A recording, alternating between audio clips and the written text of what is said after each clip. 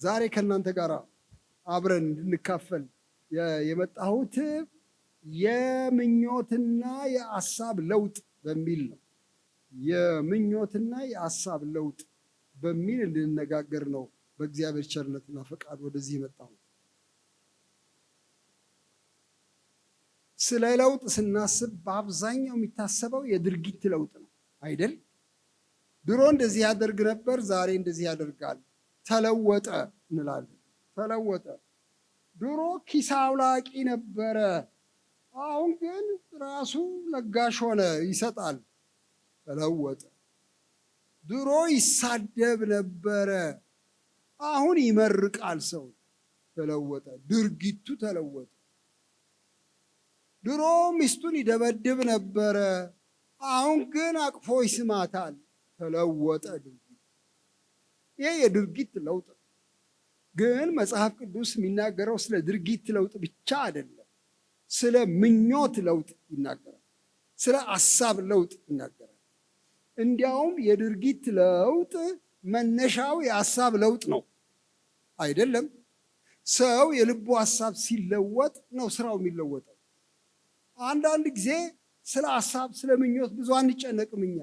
ልቤ ውስጥ ሌላ ነገር ኖሮ በእጅ የምሰራው ላይ በጣም አስባለሁ። ብዙ ጊዜ የእጅ ጉዳይ አይደለም፣ ከእጅ በፊት የልብ ጉዳይ ነው።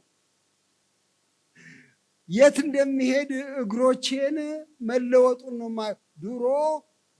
ድሮ የሚሄድበት ቦታ ክፉ ቦታ ነበረ፣ አሁን ግን ሌላ ቦታ ነው የሚሄደው እንላለን።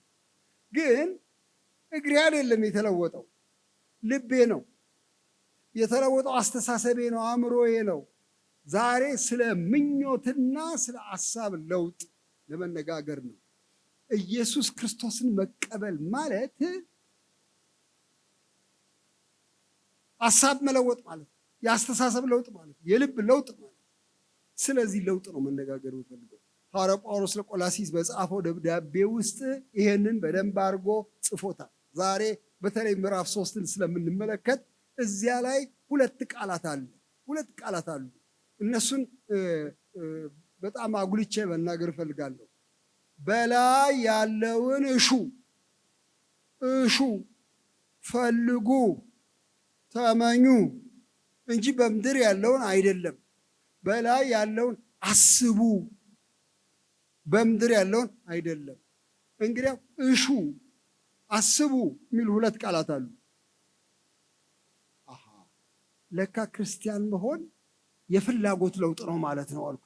የፍላጎት ለውጥ ቀዳሚ ምንድን ነው የምትፈልጉት? እናንተ በጣም የምትፈልጉት ምንድን ነው? ጌታ ኢየሱስን በማወቃችሁ ፍላጎታችሁ ተለውጧል ወይ? ከድሮ ተለውጧል ወይ? አሁን እሱን ልጠይቃችሁ ፈልጋለሁ። በልጅነታችን ሁላችንም ፍላጎቶች ነበሩን፣ ታስታውሳላችሁ። አሁንም ፍላጎቶች አሉን።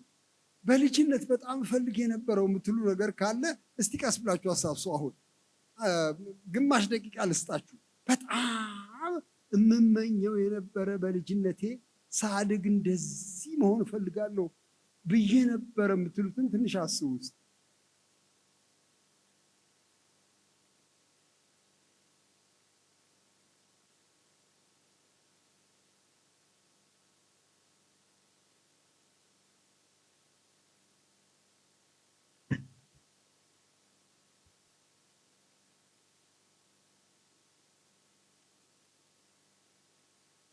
አሁን ስታድጉ ተለወጠ ይሄ ምኞት? ተለወጠ፣ ተለየ፣ አደገ? ምንድን ነው? በልጅነት የሚያስቁ ምኞቶች ነበሩን በእውነት። እኔ ለምሳሌ በልጅነቴ እቤት ውስጥ 8 ልጆች ነበር እና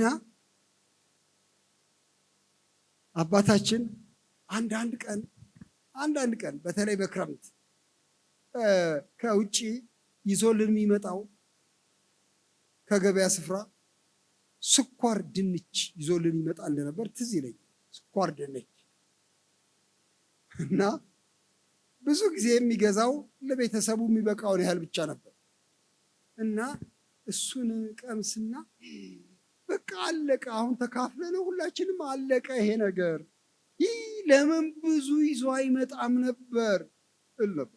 ለምን ብዙ አያመጡም? ትንሽ ትንሽ ትንሽ ትንሽ ነው የሚያመጡት። ቆይ ልደግ ብቻ፣ እኔ ልደግ ብቻ። ሳድግ ትምህርቴን ጨርሼ ስራ ሲይዝ ደሞዝ፣ የመጀመሪያ ደሞዝ ሳገኝ አንድ ሙሉ ጆርያ ስኳር ድንች ገዛለሁ። ምኞቴ ነው ምኞቴ ነው ምኞቴ ነው። እንዲሁ ብቻ ልደግ። በኋላ ለካ ማደግ አይቀርም። አደግኩኝ፣ ትልቅ ሆንኩኝ፣ ትምህርቴን ጨረስኩኝ፣ ስራ ያዝኩኝ፣ ደሞዝ ተቀበልኩኝ፣ ድንቹ ተረሳ። ለካስ ከዚህም በጣም አስገራሚ ምኞት አይደለም። በልጅነቴ ግን እሱ ነበረ ጉጉቴ፣ እሱ ነበረ ውይ ባገኘው ምለው። እሺ በልባችሁ ውስጥ ያለ አሁን ልጅነቱን ተውት። አሁን ምንድን ነው የምትመኙት? የመጨረሻ ፍላጎታችሁ ምን ቢሆን ነው ደስ የሚላችሁ?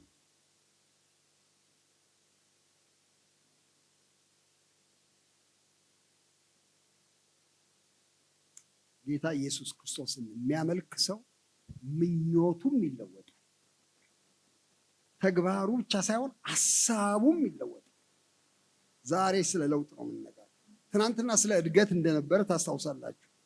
እውነተኛ እድገት በሚል ነበረ ስነጋገር። ስር ሰዳችሁ ታነጹ፣ እደጉ፣ በእውነት እደጉ ስንባባል ነበር ትናንትና። ዛሬ ደግሞ ይሄ እድገት የሚመጣው ከምኞት መስተካከል ነው። በላይ ያለውን እሹ እንጂ በምድር ያለውን አይደለም። ላይኛውን አስቡ፣ የምድሩን አይደለም። እንግዲያው ይሄ የምኞት ለውጥ ምንድን ነው? እሱን አብረን እናያለን። እስቲ አጭር ጸሎት ጸልየን እግዚአብሔር እንዲመራን ሕይወታችንን በዚሁ እንዲነካ እንጸልይ። የምንማረው ለደንብ አይደለም፣ በእውነት ለመነካትና ለመለወጥ ነው። የምልካት ቃሌ የምሻውን ታደርጋለች እንጂ በከንቱ ወደ እኔ አትመለስም ያለ ጌታ እሱ ራሱ ልባችንን እንዲነካ ቋሚውንም ተቀማጩንም እንዲናገር እንጸልያለን። አቤቱ ጌታ እግዚአብሔር ሆይ ተመስገን። በሰው ውስጥ ምኞት የሚባል ነገር የፈጠርክ አምላክ ተመስገን። ሐሳብ የሚባል የፈጠርክ አምላክ ተመስገን።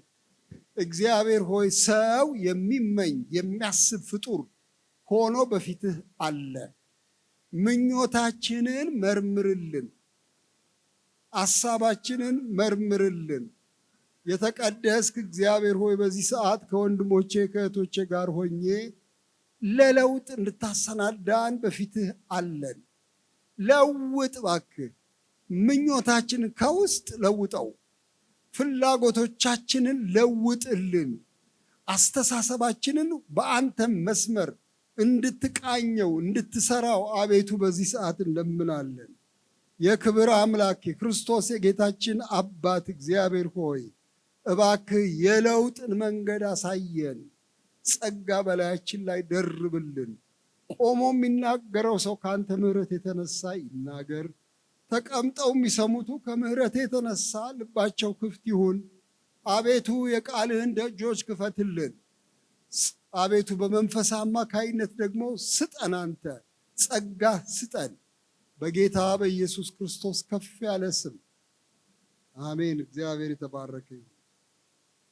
እንደዚህ ይላል ሐዋርያው ጳውሎስ ለቆላስይስ በጻፈው ደብዳቤ ምዕራፍ 3 እንግዲህ ከክርስቶስ ጋር ከተነሳችሁ ክርስቶስ በእግዚአብሔር ቀኝ ተቀምጦ ባለበት በላይ ያለውን እሹ፣ በላይ ያለውን አስቡ እንጂ በምድር ያለውን አይደለም። ሞታችኋልና ሕይወታችሁም በእግዚአብሔር ከክርስቶስ ጋር ተሰውሯልና። ሕይወታችሁ የሆነ ክርስቶስ በሚገለጥበት ጊዜ በዚያን ጊዜ እናንተ ደግሞ ከእርሱ ጋር በክብር ትገለጣላችሁ ይላል። የጌታ ስም የተባረከ ይሁን። ደፋር ጳውሎስ ድፍረቱ ምንድን ነው ያላችሁኝ እንደሆነ የላችሁም እናንተ ብሎ ነው የሚጀምረው። ሞታችኋል እናንተ የት አላችሁ? እንዲያውም እኔ እስከ ዛሬ ድረስ የሚገርመኝ ነገር አለ። ሕይወታችሁ ተሰውሯል፣ እዚህ የለም ሕይወታችሁ ከክርስቶስ ጋር ተሰውሯል። ምናችን ነው ታዲያ እዚህ ያለው የሚል ጥያቄ ነው የሚነሳ። ታዲያ ምኔ ነው ያለው እዚህ? ሕይወታችሁ ተሰውሯል። መቼ ነው የሚገለጠው ሕይወቴ? ክርስቶስ በክብር ሲመጣ ያኔ ይገለጣል። ይሄ አዲሱ ሕይወቴ የእግዚአብሔር ልጆች ክብር መገለጥ የሚባል አለ። ያን ጊዜ በክብር ከሱ ጋር እንገለጣለን። እግዚአብሔር ይመስገን። ታዲያ አሁን ምንድን ነው የምኖረው? አሁን ያንን በክብር የሚገለጠውን ማንነቴን የሚመስል ልምምድ መሬት ላይ ለማመዳለሁ። ያንን ሰማያዊ ኑሮ አሁን መሬት ላይ ለማመዳለሁ። የዚያ ክብር ነጸብራቅ አሁን በሕይወቴ ውስጥ ይካሄዳል። እንግዲያ ጉጉቴ ምኞቴ ሰማይ ነው። እግዚአብሔር የተባረከ ይሁን። መዝገቡ ባለበት የሰው ልብ በዚያ ይሆናል የሚል ቃል አለ መጽሐፍ ቅዱስ አለ።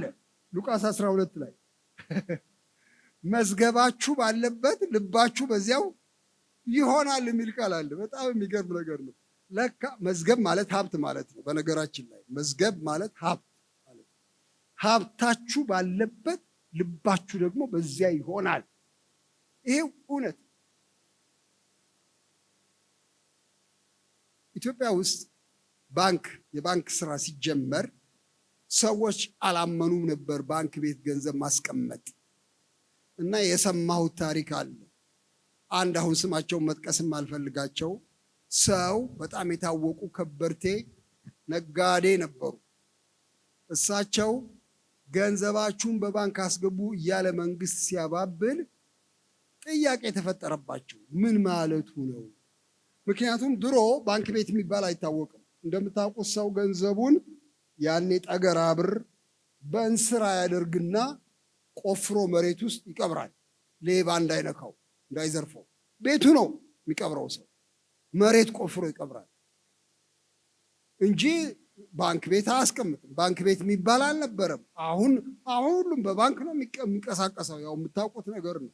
ድሮ እንደሱ አልነበረም እና መንግስት ያባብል ነበረ። እባካችሁን ገንዘባችሁን ከሚበላሽባችሁ ባንክ ቤት አስገቡ እያለ ይለማመጥ ነበረ። ገና መጀመሩ ነበር።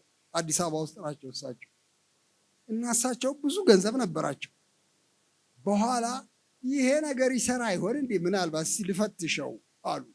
ልፈትሸው ብለው የተወሰነ ገንዘባቸውን ይዘው ሄዱ ባንክ ቤት ይዘው ሄዱና በኋላ ሰዎቹን አዩቸው። ቤቱን አዩት። ላስቀምጥ ነው ገንዘቤን አሉ። እንዴ በደስታ ነው የምንቀበለው ተባለ። ከዛ አስቆጥረው ገንዘባቸውን አስቀመጡ። ከዛ ልባቸው ትንሽ ተጠራጥሯል። አሁን እነዚህ ሰዎች በእርግጥ መልሰው ይሰጡኛል ወይስ ይዘርፉኝ ይሆን እያሉ ተጠራጥረዋል። ግን አስቀመጡ ገንዘባቸውን እና ቤታቸው ሄዱ። ቤታቸው ከሄዱ በኋላ መተኛት አቃታቸው። ለምንድን ነው መተኛት ያቃታቸው? ብራቸው ደጅ ነዋ። ባንክ ቤት የሚባል አንድ የሆነ ቤት ማያውቁት ቤት መንግስት አስገቡ ስላለ እዚያ ውስጥ አስገብተዋል። አሁን እሺ እነዚህ ሰዎች ገንዘቡን ጥርግ አድርገው ቢጠፉሳ ምን ይሻለኛል? ሲገላበጡ አደሩ። መዝገባችሁ ባለበት ገንዘባችሁ ባለበት ልባችሁ በዚያ ይሆናል እኮ ነው የሚለው የጌታ ቃል። ልክ ነው። በጣም ሲገላበጡ አደሩ። በጣም ጠዋት ገና ወገግ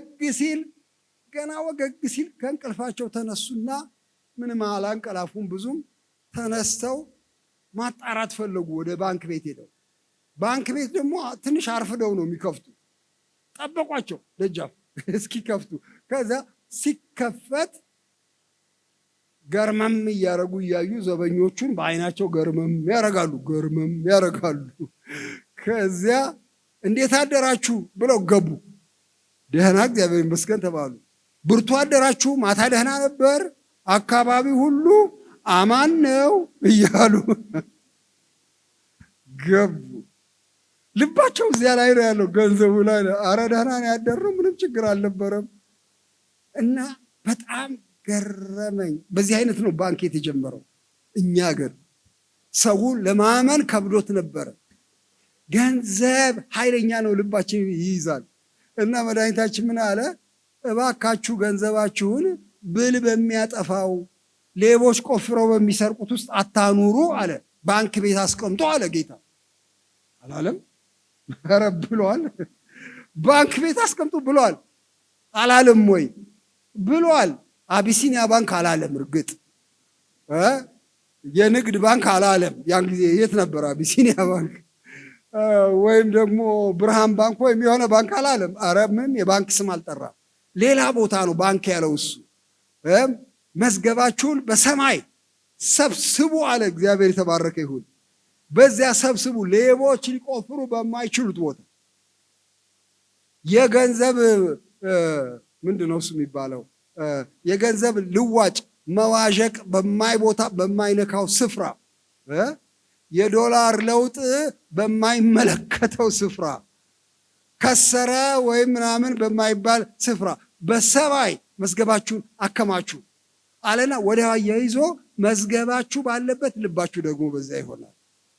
በኋላ አንድ ቀን ይህን ሳነብ ሳቅ ያዘኝ። ለካ አሁን ለልቤ መጨነቅ የለብኝም አልኩኝ። ሳቁ የመጣብኝ ከምንድን ነው? ለካ እኔ ብዙ ጊዜ ጌታዊ ልቤን ጠብቅልኝ እባክህ፣ ልቤ እንዳይሸፍት እያልኩ ነበር የምጸልየው። ልክ ነው፣ ልባችን በጣም መጠበቅ አለበት። በኋላ ግን ከጌታ ምክር ተነስቼ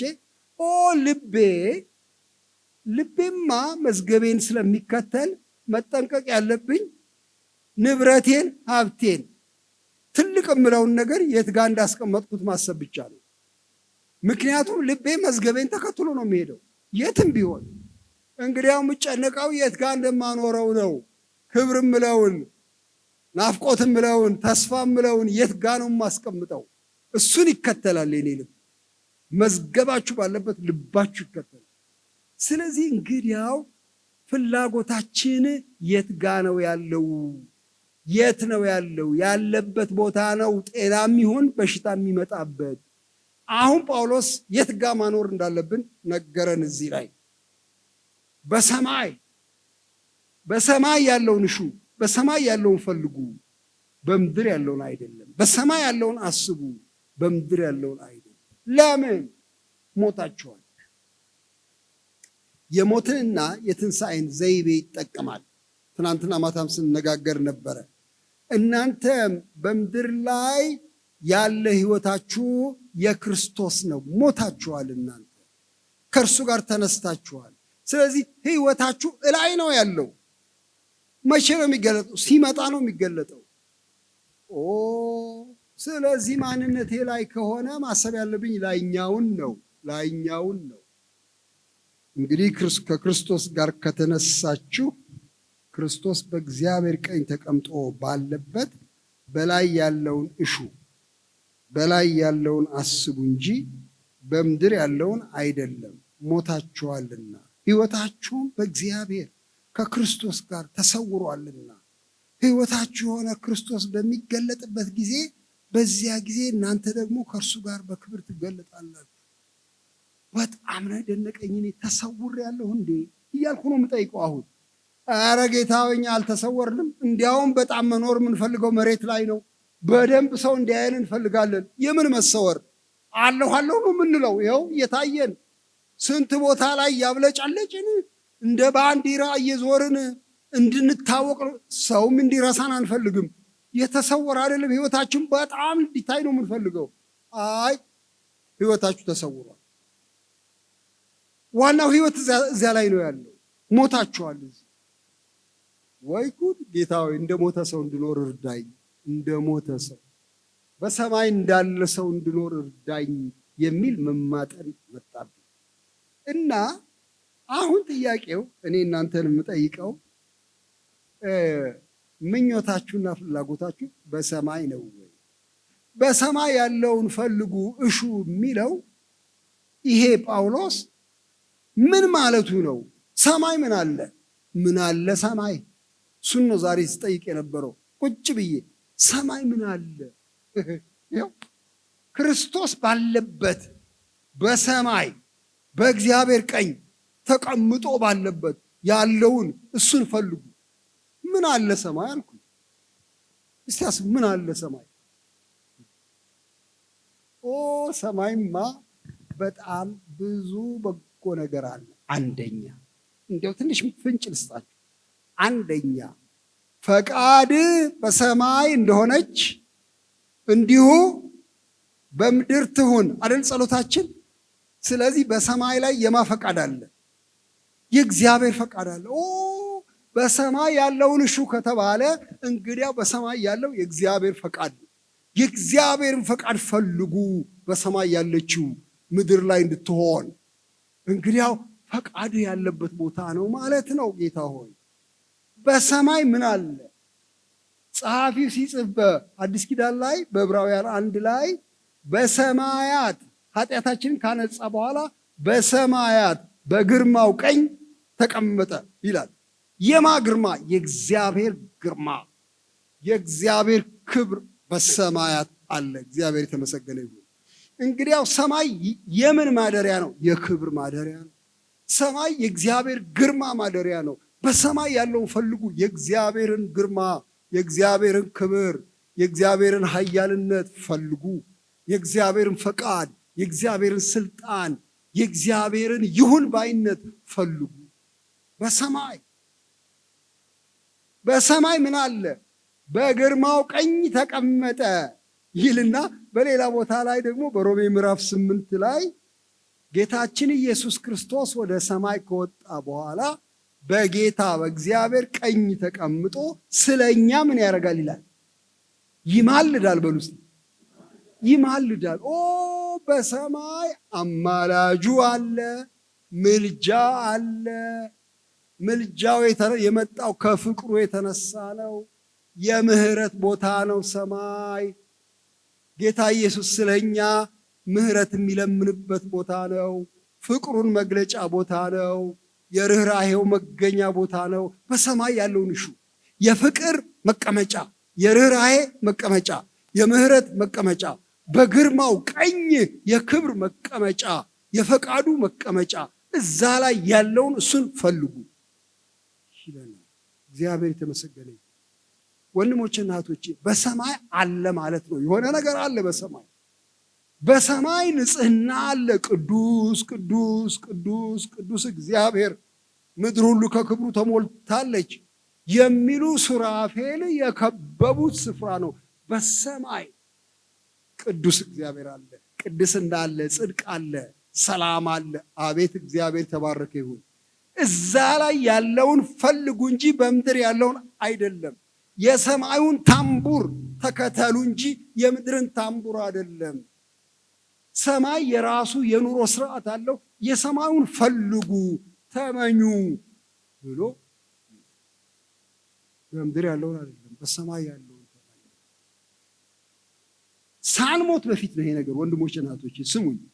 ብዙ ሰው እሱማ እደርስበታለሁ፣ እሱንማ እደርስበታለሁ፣ ወደ ጌታ ሲሄድ እደርስበታለሁ ይላል። ብዙ ሰው እደርስበታለሁ። አሁን ለጊዜው መሬት ላይ ስላለው የመሬቱን ነው እንጂ መፈላለግ የመሬቱን ነው። መሬት ላይ ምን አለ? እንጀራ አለ። መሬት ላይ ምን አለ? ሰዎች አሉ። መሬት ላይ ምን አለ? ኑሮ አለ። መውጣት መውረድ አለ። መሬት ላይ ምን አለ? መማር አለ፣ መነገድ አለ። መሬት ላይ ብዙ ነገር ነው ያለው። የመሬቱን ነው እንጂ ሰማይ ላይ ኑሮ አለ። ሰማይ ላይ ፈቃድ አለ። ሰማይ ላይ ስልጣን አለ። ሰማይ ላይ ግርማና ክብር አለ። ሰማይ ላይ ርኅራኄና ፍቅር አለ። ሰማይ ላይ ስርዓት አለ። የሰማዩን እሱን ፈልጉ። ጌታ ባለበት ቦታ ያለውን እሱን ፈልጉ፣ እሱን ተመኙ። ጌታችን ኢየሱስ ክርስቶስ ሌላ ቦታ አስተምሯል አይደል? ምን አለ? የሚበላ ነገር እንደምትፈልጉ አውቃለሁ አላለም? መልበስ እንደምትፈልጉ አውቃለሁ አላለም? አረ በደንብ አውቃለሁ። እንደሚያስፈልጋችሁ እንዲያው እንደምትፈልጉ ብቻ አይደለም፣ እንደሚያስፈልጋችሁ የሰማዩ አባታችሁ ያውቃል። ምክንያቱም የሰራችሁ እሱ ነው። ይሄ አካል ያለ እንጀራ መኖር እንደማይችል ለእግዚአብሔር አትነግሩት። አልገባም እንዴ ጌታ ሆይ እንዴ ማለት ነው? ጦሜን እኮ አልኩኝ እንዴ እንዴት ልታኖረኝ ነው? አሁን በዚህ አይነት መቆየትም አልችልም። እንጀራ እኮ እንዴ ያውቃል አለ ጌታ። ልብስ እንደሚያስፈልገው ያውቃል። መጠለያ እንደሚያስፈልገው ያውቃል። ባልንጀራ እንደሚያስፈልገው ያውቃል እግዚአብሔር። ግን ምን አለ? ስለ ፍላጎት ሲናገር ወንድሞችና እህቶች በመጀመሪያ አስቀድማችሁ የእግዚአብሔርን መንግሥት ጽድቁንም ፈልጉ። ይሄ ጌታ ኢየሱስ ክርስቶስ ጠንካራ ንግግር የተናገረው። እግዚአብሔር ሰጪ ነው፣ የሚያስፈልገውን ያዘጋጃል። ፍላጎት ግን ውስጣችሁ ምን አይነት ፍላጎት ይደር? የእግዚአብሔር መንግስት ማለት የእግዚአብሔር ስልጣን፣ የእግዚአብሔር ፈቃድ ማለት እግዚአብሔር ፈቃዱ በምድር ላይ እንዲሆን በህይወታችሁ እንዲሆን እሱን ፈልጉት። እፈልጋለሁ እንድንል እፈልጋለሁ፣ መንግስቱን እፈልጋለሁ፣ ጽድቁን፣ የእግዚአብሔርን ፍትህ፣ የእግዚአብሔርን እውነተኛ ፍርድ ፈልጉ። ሌላ ሁሉ ምን ይሆናል? ይጨመራል። እግዚአብሔር ይመስገን። ስለ ሌላው ግዴለሽ አምላክ አይደለም። በፍጹም ስለ ሌላው ግዴለሽ አምላክ እጨምራለሁ እሱን። ግን እናንተን ግን የምነግራችሁ ፍላጎታችሁ እንዲቀየር ነው። የእግዚአብሔር መንግስትና ጽድቁን እንድትፈልጉ አስባለሁ። ይሄንን መክራቸዋለሁ። እና ጳውሎስም ይሄን ተከትሎ በሰማይ ያለውን እሹ እንጂ በምድር ያለውን አይደለም ብሎ ይሄንን ይናገራል። እሺ ይሄንን ካለ በኋላ ግን አንድ ነገር ከእናንተ ጋር ልናገር እፈልጋለሁ። ይሄ የምኞት የሐሳብ ነገር በጣም አድርጎ ዋና ነው። ማንነታችን የሚሰራው ከሐሳባችን። ሐሳብ ውስጥ የሌለ ነገር አይወጣም። መጀመሪያ ልብ ውስጥ ነው። አንድ ጊዜ ጌታችን ኢየሱስ ክርስቶስን ፈሪሳውያን አስቸገሩት። እነዚህ ደቀ መዛሙርት እጃቸውን ሳይታጠቡ ነው የሚበሉት እንዴ? ምን አይነት ነገር ነው? ስርዓት አይጠብቁም አሉት። ስርዓት አይጠብቁም አሉት። ስለ ስርዓት፣ ስለ ውጫዊ ስርዓት በጣም ጨንቋቸው ጌታ ምን አለ? ወደ ውስጥ የሚገባ ሰውን አያረክሰውም። አትጨነቁ። በዚህ በኩል ወደ ውስጥ የሚገባው እንጀራ፣ እህል፣ ውሃ ወደ ውስጥ ገብቶ ያው በስርዓተ ልመት መሰረት በዳይጀስቲቭ ሲስተም በኩል አልፎ ወደ ውጭ ይጣላል። እዳሪ ይሆንና ይጣላል። ምንም የሚያደርገው ነገር የለም። በቃ የባዮሎጂካል ስርዓት ፈጽሞ ይወጣል። ከልብ ግን የሚወጣው እሱ ሰውን ያረክሰዋል። ከሰው ልብ፣ ከሰው ሐሳብ ውስጥ ክፉ ምኞት፣ ዝሙት፣ ጣዖትን ማምለክ፣ መዳራት፣ ምቀኝነት፣ መግደል ከሰው ውስጥ ይወጣል። እንግዲያው የሚያረክሰው ሰውን እሱን ነው። መቆጣጠር የሚያስፈልገው ውስጡን ነው። አለመዳይተ ውስጡን ነው መቆጣጠር። ወንድሞቼ እህቶቼ፣ ምኞታችሁ ላይ ትሰራላችሁ ወይ? ስለ ሐሳባችሁ ትጨነቃላችሁ ወይ? ብዙ ክርስቲያን አይጨነቅም። የሚገርማችሁ በውጭ ስላለው ነው የሚጨነቀው። መንፈሳዊ ነኝ እያለ ግን መንፈሳዊነቱም የውጭ መንፈሳዊነት ነው። ለምሳሌ መዝሙር ይዘምራል አይዘምርም? ኧረ ዘምራለሁ ከህዝቡ ጋራ። መጽሐፍ ይናገራል? ኧረ እናገራለሁ። ቸርች ይመጣል አይመጣም? ኧረ እመጣለሁ። ውጭ ነው። ይሄ የውጭ ስርዓት ነው ወንድሞቼ። ጥሩ ስርዓት ነው፣ ግን የውጭ ስርዓት ነው። ልቡ ውስጥ ምንድነው የያዘው ሰው? ምንድነው የሚመኘው? ዋናው እሱ ነው። ከልብ ሞልቶ ሲተርፍ ነው የሚወጣው። እንግዲያው የልባችን ሐሳብ፣ የውስጣችን ምኞት ምንድን ነው? ሐዋርያ ጳውሎስ እላይ ባለው ይሞላ የውስጡ ምኞት ይለናል። እላይ ባለው ይሞላ ይልና በጣም የሚገርም ነገር ነው። የመሬቱን ግን ይቃወማል። እና ቁጥር 5 እሱን ላንሳላችሁ። በላይ ያለውን እሹ ብቻ ብሎ ቢቆም ምንም አይደል፣ አዳብዬ የመሬቱንም የሰማዩንም ይመለከታል። አሁን ግን በምድር ያሉትን ብልቶቻችሁን ግደሉ ይላል። ወይኔ ግደሉ ይላል። ግደሉ። ግድያ ያስተምራል ጳውሎስ። አዎ ግድያ። ክርስቲያን ገዳይ። በእውነት መደንገጥ ነበረብን። ግደሉ ይላል እንዴ? ያውም ብልቶቻችሁ። እና አንድ ቀን እንዴ ብልቶችማ እንዴት ይገደላሉ? ምን ማለት ነው? እግዚአብሔር የሰራውን እኔ እገላለሁ እንዴ? ምን አይነት ንግግር ነው ይሄ? ልክ አይደለም። እንዴት አይነት እንደዚህ ነገር አለ? ግደሉ ይላል እንዴ? ብልት ማለት ይሄ 5 ጣት ያለው እጅ አይደለም እንዴ? ይሄ ሁለት ቀዳዳዎች ያሉት አይን አይደለም እንዴ? ይሄ 2 ቀዳዳዎች ያሉት አፍንጫ አይደለም እንዴ? ብልት ማለት እግር አይደለም እንዴ? ግደሉ ይላል እንዴ ብልቶቻችንን? ግራ ነገር ልንገራችሁ፣ አካላችንን እንድንቆራርጥ አይደለም ንግግሩ። ብልቶች ውስጥ የሚያድር ምኞት አለ። በሰው ማንነት ውስጥ የሚሰለጥን ፍላጎት አለ። አስተሳሰብ አለ። እንጂ አካላችንን አይደለም ግደሉ ያለው፣ በፍጹም አይደለም። አንድ ሁለት ቦታ ባሳያችሁ ጥሩ ነው። እንደዚህ እንዳልሆነ ለማስረዳት በጣም ይረዳል ብዬ አስባለሁ። ምንድን ናቸው እነዚህ? ብልቶቻችሁን ግደሉ። ወዲያው አያይዞ ራሱ ይናገራል። እንዲህ ይላል፣ በምድር ያሉትን ብልቶቻችሁን ግደሉ፣ እነዚህም እጅ፣ እግር፣ ኩላሊት ይላል እንዴ? አይልም። ኧረ ራሱ እኮ ገለጠው። ብልቶቻችሁን ግደሉ ብሎ ምንድን ናቸው እነዚህ? ዝሙት፣ እርኩሰት፣ ፍትወት፣ ክፉ ምኞት፣ ጣዖትን ማምለክ የሆነ መጎምጀት ነው። የምኞት መከማቻ ነው።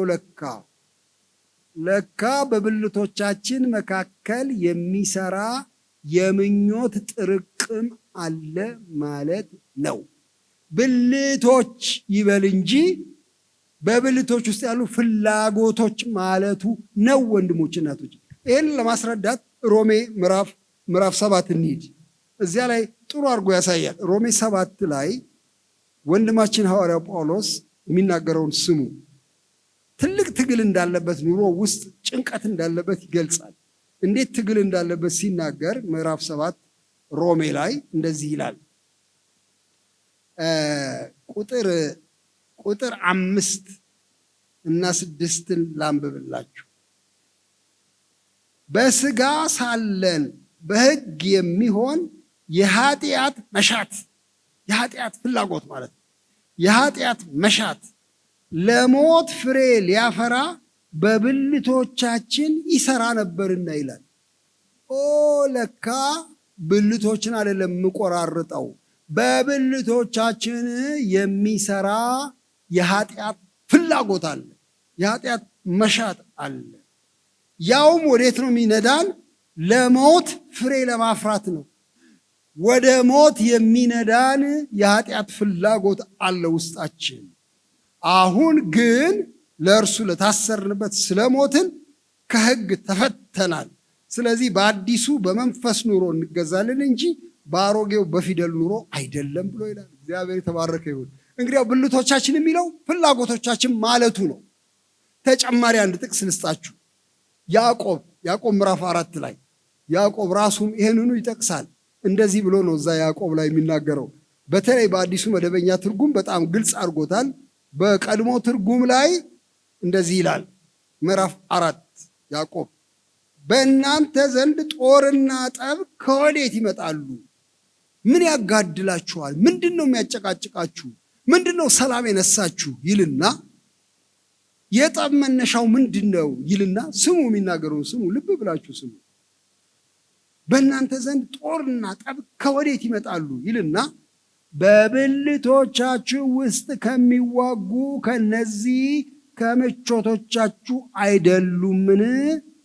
ትመኛላችሁ፣ ለእናንተም አይሆንም፣ ትገላላችሁ፣ በብርቱም ትፈልጋላችሁ፣ ልታገኙም አትችሉም፣ ትጣላላችሁ፣ ትዋጉማላችሁ፣ ግን አትለምኑምና ለእናንተ አይሆንም። ትለምናላችሁ፣ በምቾቶቻችሁም ትከፍሉ ዘንድ በክፉ ትለምናላችሁና አትቀበሉም። እንዴ የጠብ መነሻው ምኞት ነው እኮ ነው የሚለው። ጦርነት እንዴት ይነሳል? በእናንተ ብልቶች መካከል ካለ መሻት፣ ምኞት፣ ጉጉት፣ በብልቶቻችሁ መካከል ከሚዋጉ ምቾቶቻችሁ ይላል የድሮ አማርኛ። ምቾቶቹ የሚለው ትንሽ ያሳስታል እውነት ለመናገር። አሁን አዲሱ መደበኛ ትርጉም ላይ በብልቶቻችሁ መካከል ከሚገኝ ፍላጎቶቻችሁ አይደለምን ይላል። ፍላጎት ማለት ነው ዲዛየር ማለት ነው። ውስጣችሁ ፍላጎት አለ። በሰው ማንነት ውስጥ፣ በአካሉ ውስጥ፣ በብልቶቹ መካከል፣ በስሜቱ ውስጥ ፍላጎት አለ። ከፍላጎቶቻችሁ ነው ጠብና ጦርነት የሚነሳው።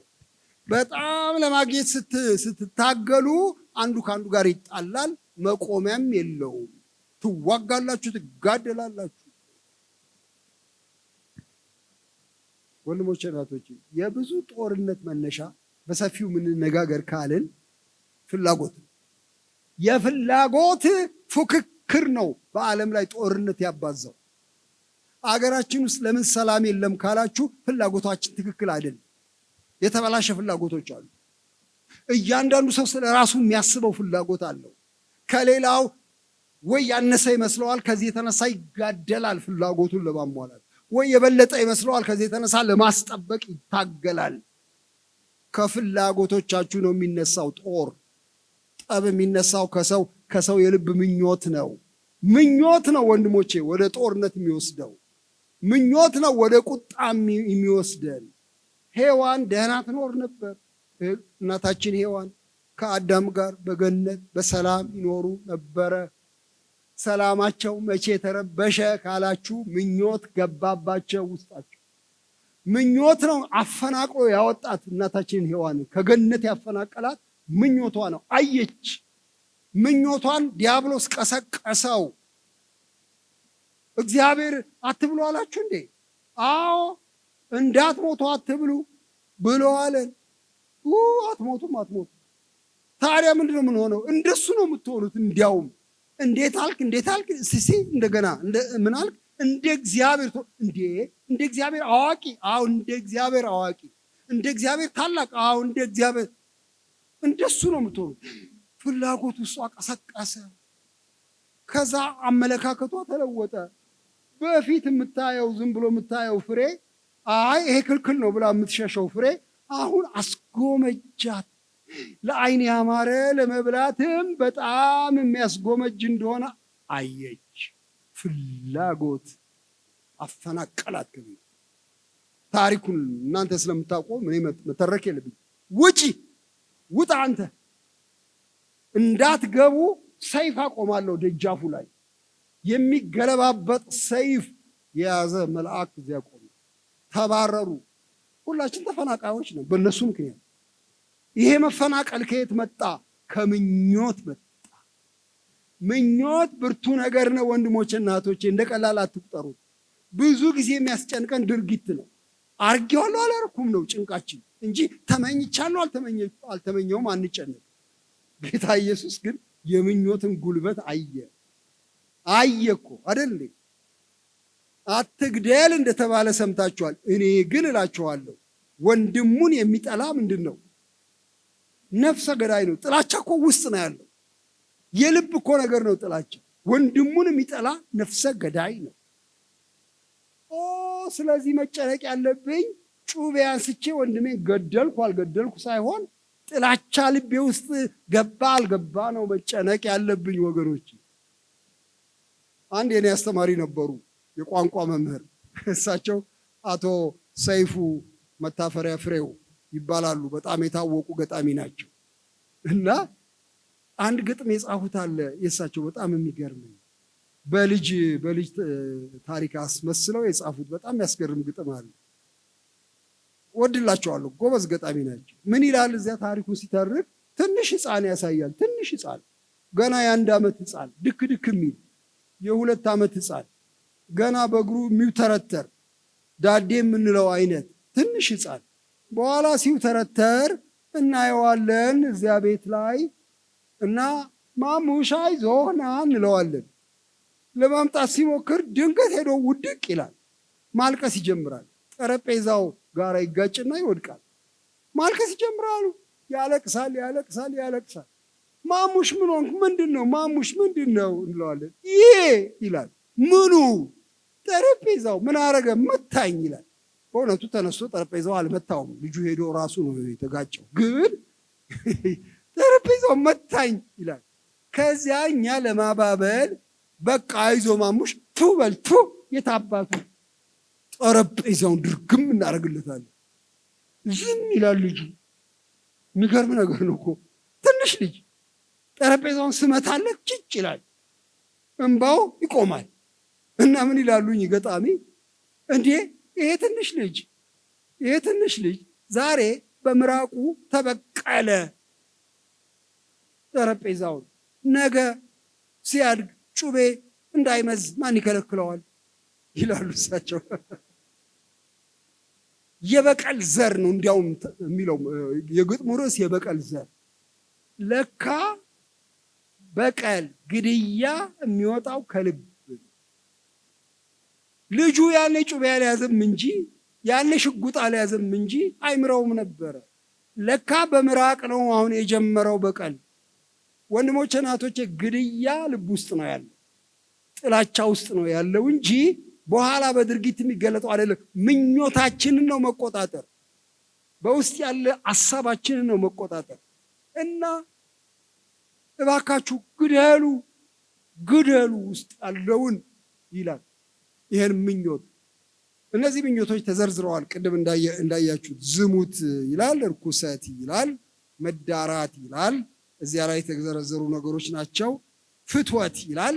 ፍትወት ምኞት ማለት ነው። ፍትወትም ራሱ ፈተወ በግዕዝ ፈለገ ማለት ነው። ፍትወት ፍላጎት ማለት ነው። በቃ ፍላጎት፣ ስጋዊ ፍላጎት፣ አውስቦናዊ ፍላጎት፣ ክፉ ምኞት ይላል። ምኞት ነው። አሁንም ጣዖትን ማምለክ የሆነ መጎምጀት ምኞት ነው። መጎምጀት ራሱ አይቶ መጎምጀት፣ እሱን ምን ይለዋል ሐዋርያ ጳውሎስ? ጣዖት ማምለክ ነው ይላል። ወይ ጉድ! ለካ ኃይለኛ ጉምጅት ጣዖት ማምለክ ነው። ለምን ጣዖት ማምለክ አለው እያልኩ ስገረም እናንተ ሁላችሁ ይገባችኋል። ይሄ ሁላችሁ ጣዖት ማለት የመጨረሻ ጉጉቴ ማለት ነው። እንዲሁ በቃ ቢሆንልኝ የምለው ነገር ጣዖቴ ይባላል። እንደ አምላክ የማየው ነገር። ለአንዳንዶቻችሁ ጣዖቶቻችሁ ምናልባት አላቅም፣ እኔ እንግዲህ አላቅም፣ ገንዘባችሁ ይሆናል፣ እኔ ምን አውቃለሁ።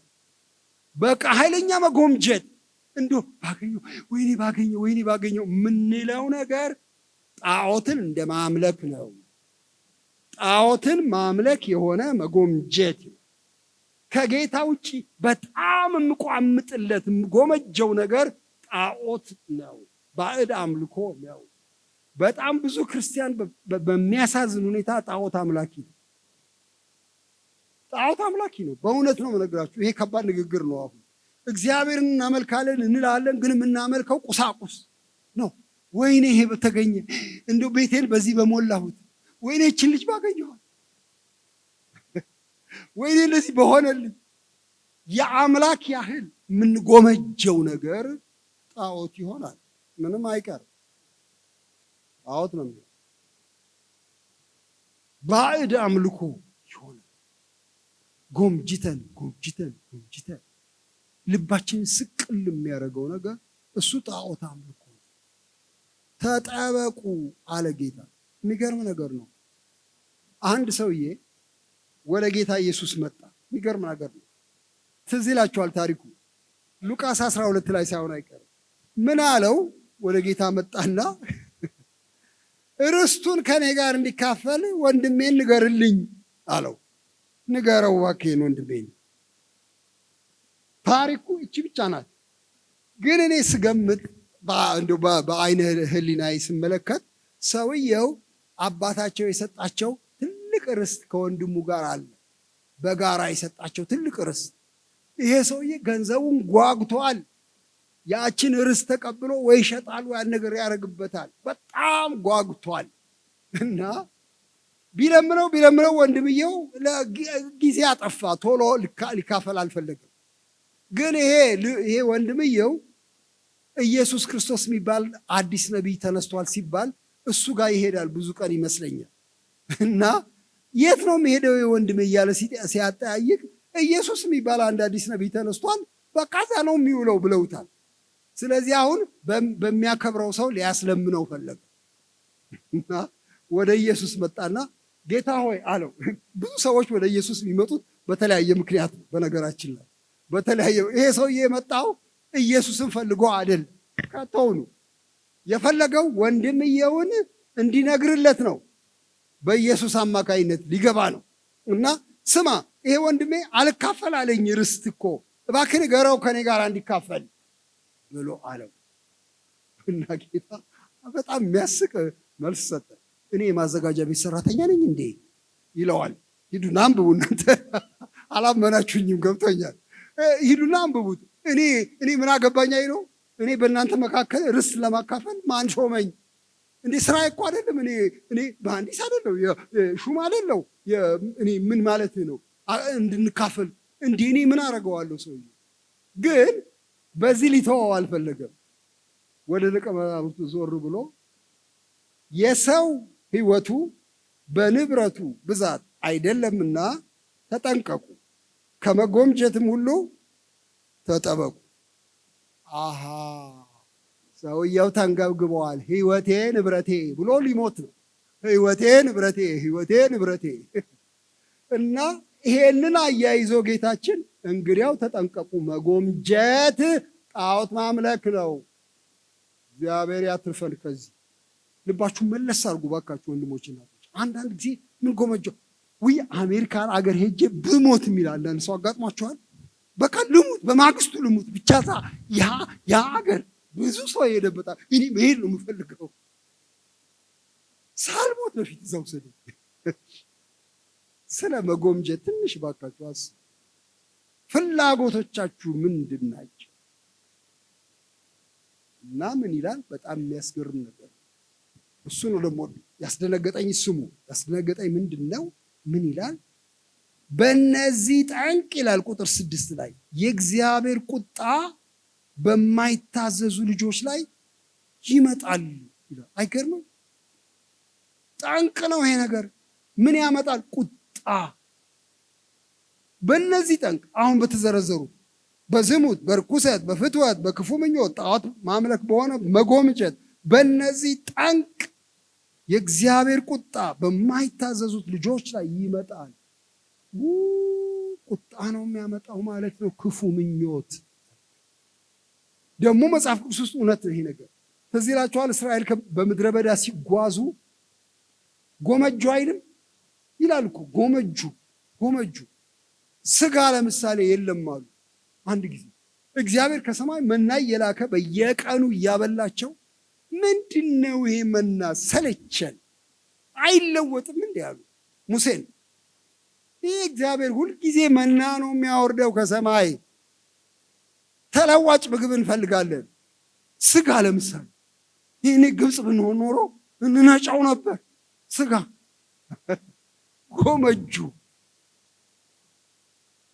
በኋላ የሚገርም ነገር ነው። ሙሴ ተበሳጭ። ጌታ እግዚአብሔር ሆይ እኔ ወለድኩ እንደ ይህን ሁሉ ህዝብ ይለዋል። ወለድኩኝ እንዴ እነዚህን ሁሉ ህዝብ? የኔ ልጆች ናቸው እንዴ? ሊገሉኝ ነው። በቃ ስጋ ብለው ከየት ነው ማመጣላቸው? ሙሴ እባክህ አትንጫጫ፣ እኔ ነገ ሰጣቸዋለሁ። ምን ነገ ሰጣቸዋል እንዴ?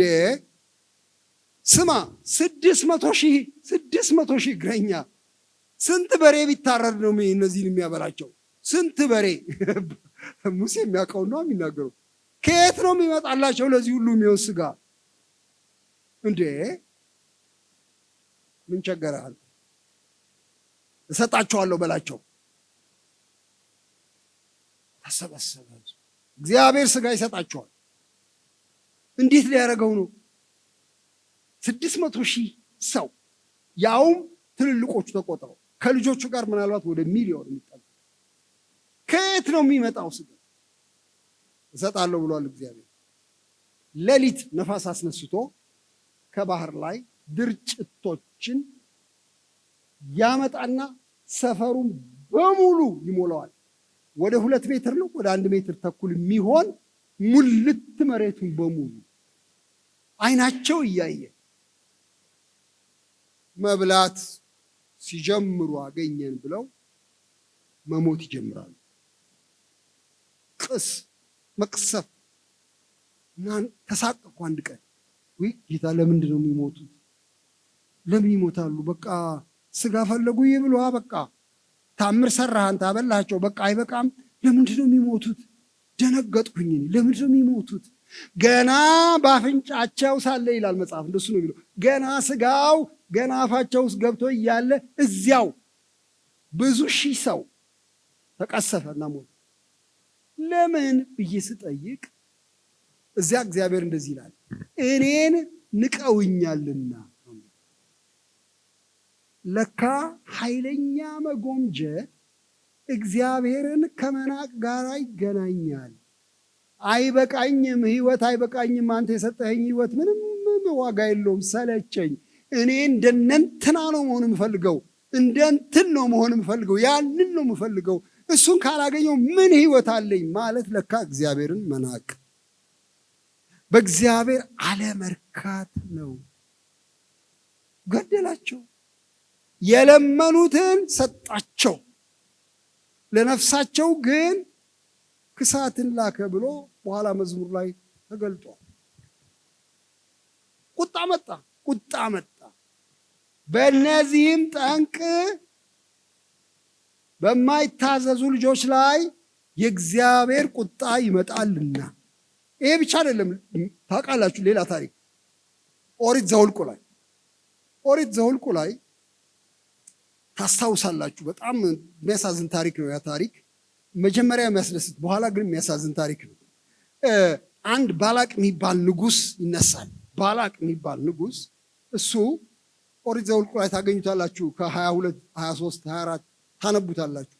እዚያ ላይ እስራኤልን ፈርቷቸዋል። እያሸነፉ በምድረ በዳ ውስጥ መንግስታትን እያሸነፉ ደረሱ።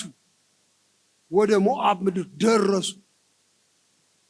በኋላ ደነገጠ ይሄ ባላቅ እና ምን ያደርጋል? ሟርተኛ ይፈልጋል። ረጋሚ ሟርተኛ ሲፈልግ በለዓም የሚባል አንድ ነቢይ ይሁን ሟርተኛ ያለየለት ጠንቋይ ይሁን ነቢይ መናገር የሚያስቸግር ሰው እሱን ያጋጥመው። በኋላ እሱ የረገመው የተረገመ ይሆናል፣ እንግዲያው ጥሩልኝ ገንዘብ እሰጠዋለሁ ይልና ያስጠራዋል። ይመጣል፣ በለዓም ይመጣል። ወይም ወደ በለዓም ሰዎችን ይሰድና እባክህን ይሄንን ህዝብ እርገምልኝ፣ ከግብፅ የወጣ ህዝብ አለ፣ አገሩን ሁሉ ሊሸፍን ነው፣ ፈርቼዋለሁ፣ ቁጥሩ ብዙ ነው፣ አንተ የረገምከው እንደሚረገም አውቃለሁ፣ እርገምልኝ ይለዋል። ያመነታል። በለዓም ለመርገም ይፈልጋል። ለምን? ገንዘብ አለው፣ ሊያሟርት ይፈልጋል። አሁንም እንደዚህ አይነት ነገር አለ በሀገራችን። በጣም የሚያሳዝን ነገር ነው። ሟርተኞች አሉ። አንዳንዶቹ የጌታን ስም ይጠራሉ። በጣም የሚያሳፍር ነገር ግን ያሟርታሉ። እንደዚህ ነው ማስደርግብሽ፣ እንደዚህ ነው ማስደርግብህ ብለው ይላሉ። ተከታዮቻቸው ከነሱ ለማምለጥ ሲሞክሩ እረግምሃለሁ ይላሉ። የሚያሳዝን ነገር ነው። የበለዓም አስተሳሰብ ነው። ለመርገም ተሰናዳ። እግዚአብሔር ከለከለው። ታሪኩን ባጭሩ ለማሳጠር እንደገና ተጨማሪ ገንዘብ ልክልሃለሁ አለው። እሺ ብሎ ወጣ። ግን እግዚአብሔር አፉን ለወጠው። የጌታ ስም የተባረከ ይሁን። የተመረቀ ህዝብ ነው፣ አትረግመውም ተባለ። እርግማኑን ከለከለ እግዚአብሔር። ስለዚህ 3 ጊዜ እንደዚህ ሞከረ።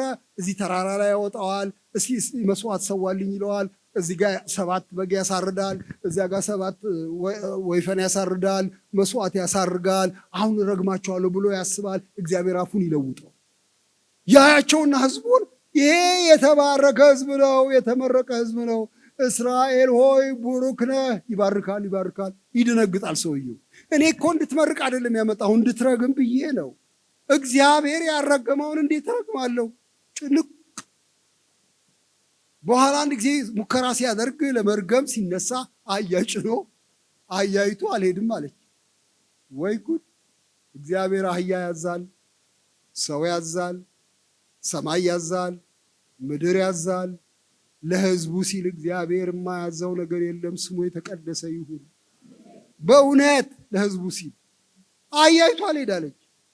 ምን ታይቷት ነው? መልአክ ፊቷ ቆሟል ሰይፍ ይዞ እና በለዓምስ አያይም። ወይ ጉድ! አይኑ ታውሯል፣ በገንዘብ ታውሯል። ወንድሞቼና እህቶቼ አይናችንን እግዚአብሔር ከመታወር ያድንልን። ገንዘብ እያየ ክብር እያየ ይገሰግሳል አህያይቱን እየነዳ። እሷ ሰይፍ ነው የምታየው። ውድቅ አለች።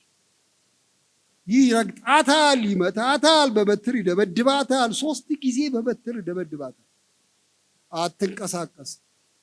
ትንሽ ትጀምርና መልአኩን ስታይ ወደ ግንብ ጥግ ትጠጋለች። እንደዚህ እግሩን ታጣብቀዋለች። በለዓምን እንዴ ቀለድሽብኝ እኮ አንቺ ምን አይነት ነው ብሎ ይደበድባታል። እስከ ዛሬ ድረስ እንደዚህ አድርጌ ታውቃለህ? እንዴ አንተ አይተኸኝ ታውቃለህ? እንደዚህ ስለግም ትለዋለች። ቋንቋ ካፏ ይወጣል። እግዚአብሔር ያናግራታል።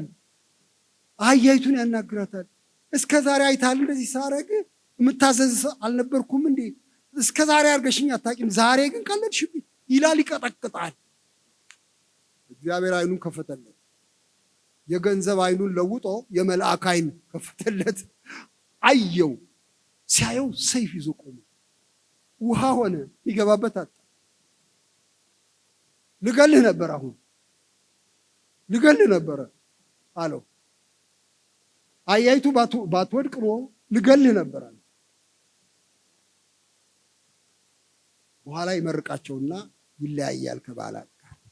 በቃ በሰላም ያለቀ ይመስላል ታሪኩ፣ ግን አላለቀም። የሚገርማችሁ በሌላ ስፍራ ሄድና ምን ይለዋል በለዓም ለባላቅ? እነዚህ ሰዎች በእርግማን አይደለም የሚሸነፉት፣ በኃጢአት ነው የሚሸነፉት። ስለዚህ ምን ታረጋለህ ብሎ ክፉ ምክር ይመክረዋል። የምድያምን ሴቶች አቅርብላቸው፣ ሴቶቹን የምድያምን ሴቶች እነሱን አቅርብላቸው። እነሱን ሲያዩ ስለሚጎመጁ ከነሱ ጋር ይጋባሉ፣ ይዳራሉ። እና ሴቶቹ ደግሞ ወደ አምላኮቻቸው ወደ ጣዖት አምልኮ ይመሯቸዋል። ህዝቡ ጣዖት ማምለክ ሲጀምሩ እግዚአብሔር አምላካቸው ይቆጣቸዋል፣ ይቀስፋቸዋል። በዚህ ነው የምታሸንፋቸው ብሎ መሰሪ ምክር ይመክራል። እግዚአብሔር ያድነን ከበለዓሞች። ህዝቡ የሚወድቅበትን ተንኮል ይነግረዋል። በኋላ እውነትም ምድያማውያን ሴቶች ሲመጡ አገኘን ብለው እስራኤላውያን ከነሱ ጋር መዳራት ሲጀምሩ እግዚአብሔር ከሰማይ ይቆጣል። አምላኮቻቸውን እንዲያመልኩ ሴቶቹ ማስገደድ ሲጀምሩ የእስራኤል ወንዶች የምድያምን ጣዖታት ማምለክ ሲጀምሩ እግዚአብሔር ይቆጣል። ይቀስፋል፣ ይቀስፋል፣ ይቀስፋል፣ ይቀስፋል፣ ይቀስፋል። ብዙ ሺህ ሰው ይረፈረፋል። ታሪኩን ታገኙታል። ይሞታል። መቅሰፍት በመካከላቸው ሆነ። በመጎምጀት ጠንቅ የእግዚአብሔር ቁጣ ወረደባቸው። በኋላ የሚገርም ነገር ነው። የታደጋቸው አንድ ሰው የአሮን ልጅ ካህኑ ጦር ይዝና ይወጣል እና ምን ይሆናል? አንድ እስራኤላዊ ሰው ሁሉ እያየ አይኑ እያየ ምድያማዊቱን ሴት ወስዶ ድንኳን ውስጥ ሲገባ ይታያል። ሮጦ ካህኑ በጦር ሁለቱንም ይወጋቸዋል። መቅሰፍት ይቆማል ከሰማይ። የእግዚአብሔር ቁጣ ይበርዳል። ለካ ምኞት ያስገድላል። ምኞት ለካ አደገኛ ነገር ነው። ሰው ልብ ውስጥ ያለውን ነው መመርመር ያለበት። እና ቁጣ ይመጣል በማይታዘዙ ልጆች ላይ። እናንተም በዚህ ትኖሩ ነበር በፊት፣ በእነዚህ ተመላለሳችሁ። አሁን ግን ይላል ቁጥር 8 ላይ፣ አሁን ግን እናንተ ደግሞ ቁጣን፣ ንዴትን፣ ክፋትን፣ ካፋችሁም ስድብን፣ የሚያሳፍር ንግግር፣ እነዚህን ሁሉ አስወግዱ። እርስ በርሳችሁ ውሸት አትነጋገሩ፣ አሮጌውን ሰው ከስራው ጋር ገፋችሁታል። እግዚአብሔር የተባረከ። እንግዲህ ወንድሞቼና እህቶቼ ስሙ። የሚናገረው አሁን ስለ ምኞት ኃጢአት ብቻ አይደለም፣ ጨምሮ ስለ ንግግር ኃጢአትም ይናገራል። ቁጣ፣ ንዴት፣ ስድብ፣ የሚያሳፍር ንግግር ከእናንተ ይወገድ፣ ውሸት ከእናንተ ይወገድ። እነዚህን ሁሉ አስቀሩ፣ ወደዚያ ጣሉ ብሎ ይላል። እሺ አሁን ወደ ሁለተኛ ሀሳብ ልገባ ነው። ሁለተኛው ሀሳብ ምንድን ነው? ምኞት ወይም አስተሳሰብ ዋና ከሆነ እንግዲያው እንዴት ነው የምንለወጠው? ለውጡ እንዴት ነው የሚሆነው ከተባለ እንግዲያው የለውጡ መንገድ በመታደስ ነው። እግዚአብሔር ይመስገን። እስቲ እድሳት በሉ። አዎ እግዚአብሔር ያስተሳሰብ እድሳት ያደርግልናል። እግዚአብሔር የምኞት እድሳት ያደርግልናል። ቀጥሎ ያለው ጥቅስ እሱ ነው። ስለ እድሳት ነው የሚናገረው። እንደዚህ ይላል፣ አስወግዱ እነዚህን ካለ በኋላ እንዲህ ይላል፣ የፈጠረውንም ምሳሌ ይላል ቁጥር 10።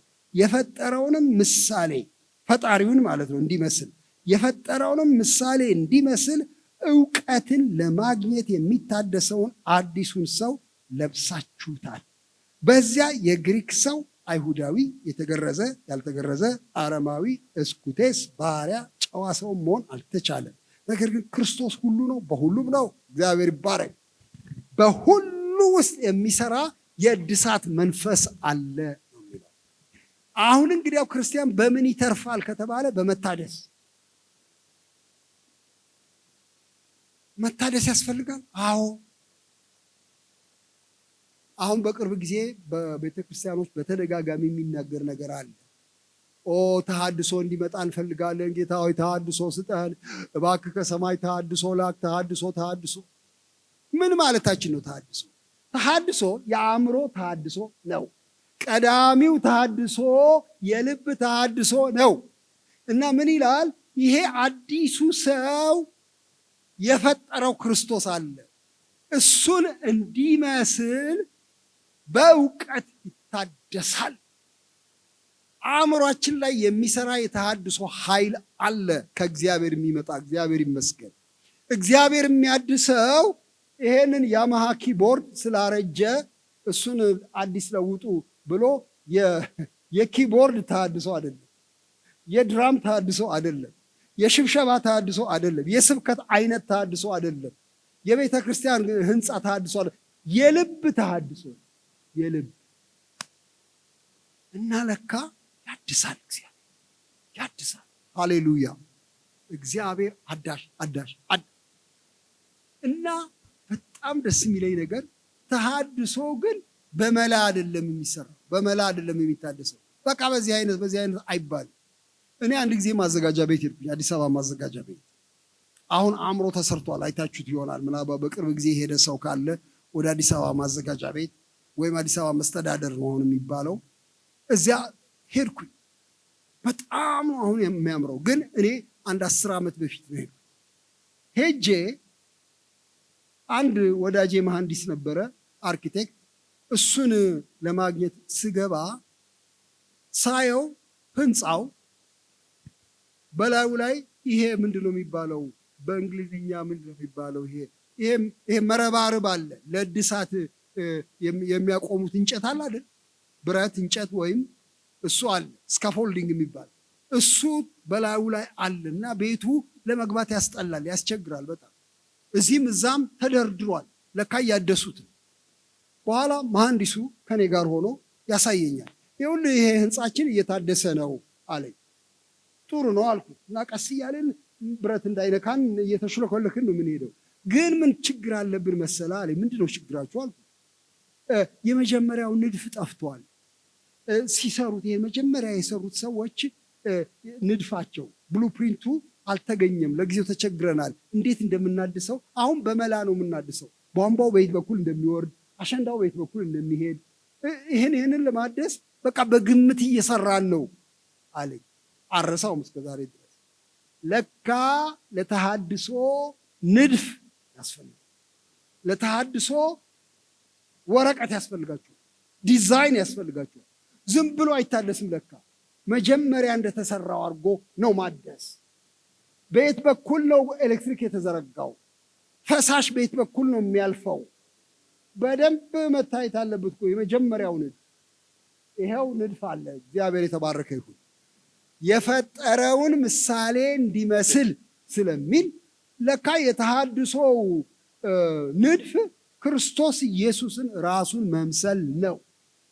እንግዲያው ስታንዳርዳችን ህይወት ይታደስ፣ ቤተክርስቲያን ይታደስ ስንል ክርስቶስን ይምሰል ማለታችን። ንድፉ አለ፣ በግምት አይታደስም፣ በግምት አይታደስም። ይኸው ክርስቶስን እንዲመስል እውቀትን ለማግኘት የሚታደሰውን ሰው ለብሳችሁታል። ለካ በክርስቶስ ምስል ነው የምንቀረጸው። እግዚአብሔር የተባረከ ይሁን እና ለውጥ ይካሄዳል፣ ተሐድሶ ይካሄዳል። በየት በኩል? በአእምሮ በኩል። እግዚአብሔር አእምሮን ያድሳል። እግዚአብሔር ያድስል።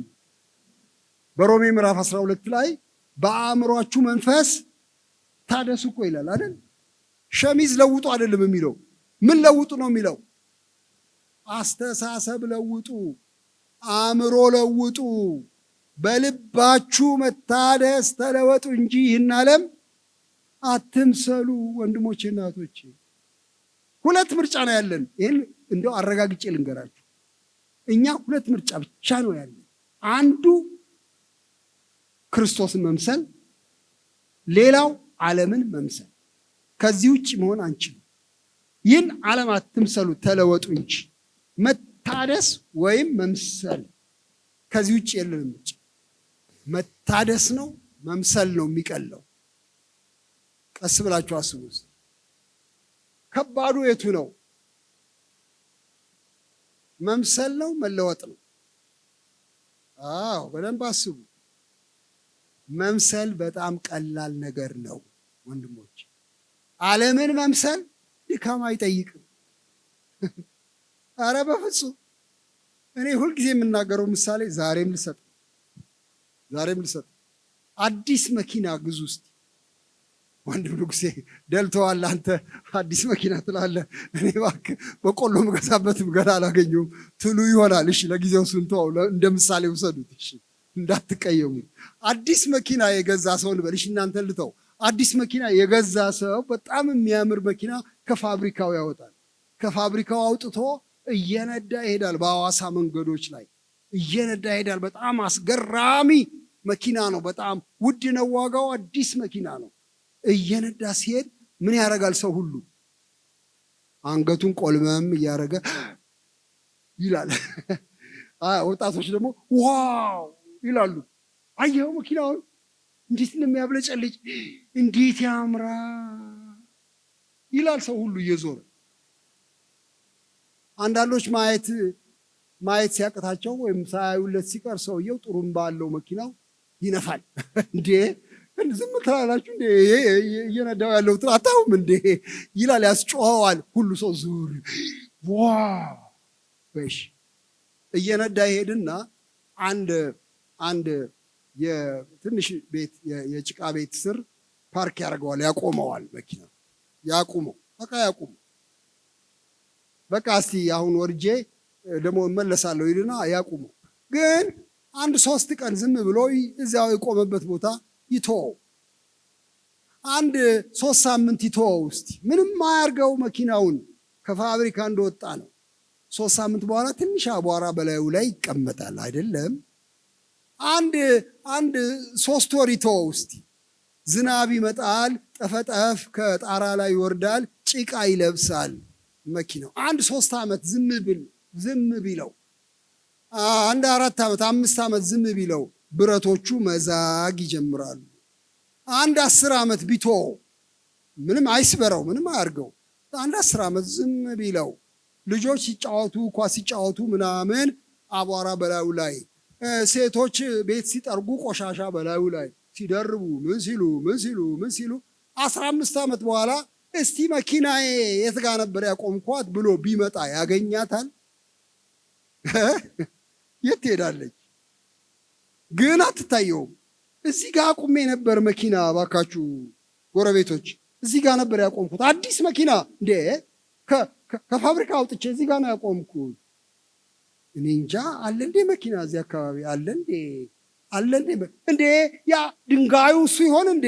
ይሄ የተከመረው ድንጋይ ጠጋ ይላል። ከዛ መጥረግ ይጀምራል፣ መቆፈር ይጀምራል። ለካ አለ መኪናው አለ፣ ግን ድንጋይ ሆኗል። አቧራ ጭቃ ለብሷል። አገሩን መስሏል። መልክዓ ምድሩን መስሏል። ምንም አላረገውም፣ ስለተወው ብቻ መስሏል። መምሰል ቀላል ነው። ለካ መምሰል ቀላል ነው። ምንም አታርጉ። ዝም ብላችሁ በዓለም ውስጥ ዝም ብላችሁ ግቡ። ዓለም በቂ አቧራ አለ። እናንተን የሚያስመስልበት በቂ ጭቃ አለ።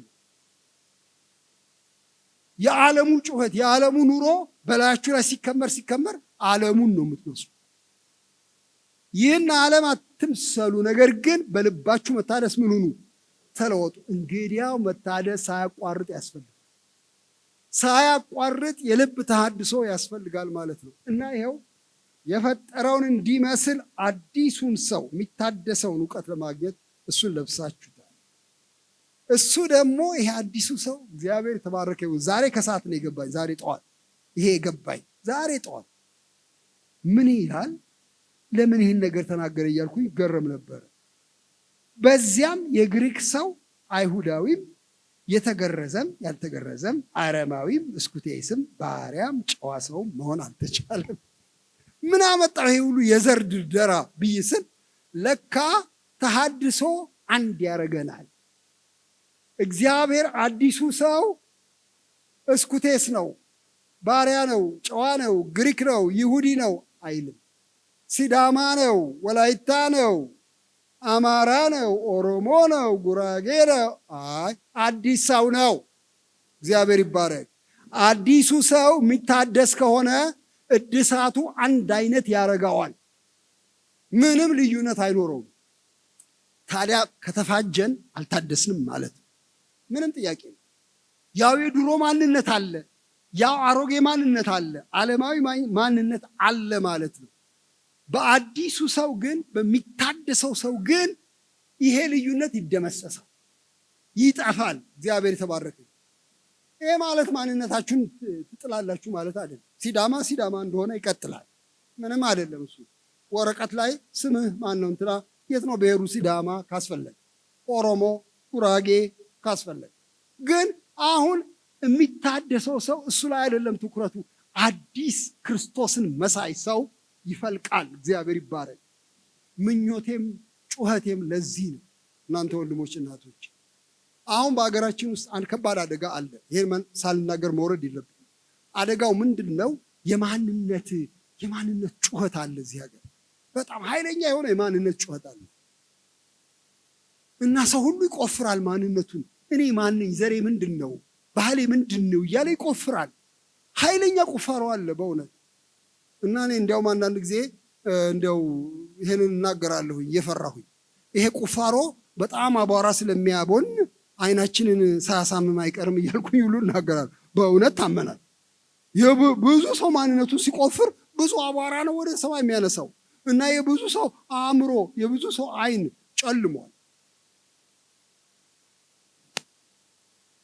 አባቴ የኔ አባት ይህን መናገር ጥሩ ነው ዛሬ። የኔ አባት ልጅ ሆኜ ምን ያደርግ ነበረ? ማታ ማታ ቁጭ በል ይለኛል። ገና የ9 ዓመት የ10 ዓመት ትንሽ ልጅ ሆኜ ወንበር ያመጣና ቁጭ በል እዚህ ጋር ይለኛል። እኔም ቁጭ እላለሁ። እሱ ደግሞ ሌላ ወንበር ይዝና ፊት ለፊት እንፋጠጣለን። ከዚያ ምን ይለኛል? አንተ የማን ነህ ይለኛል። አባቴን እፈራዋለሁ እኔ በጣም እና አይኑን እያየሁ ቁልጭልጭ እያልኩ የቡልቻ ነኝ እለዋለሁ። እሱስ የማን ነው ይለኛል። የአያቴን ስም ጠራና የእሱ ነው እለዋለሁ። እሱስ የማን ነው? የቅድመ አያቴን ስም እጠራለሁ። እሱስ የማን ነው? 7 ቤት ያስቆጥረኝ። ከዛ ሂድና ተኛ በቃ ይለኛል። የዕለቱ ልምምድ አበቃ። ይሄን በየማታው ማንነቴን ለማሳየት የማን አንተ። በኋላ አንድ ቀን ኢሳይያስ 43 ሳነብ እስራኤል ሆይ የፈጠረ ያዕቆብ ሆይ የሰራ እግዚአብሔር እንዲህ ይላል፣ አንተ የኔ ነህ።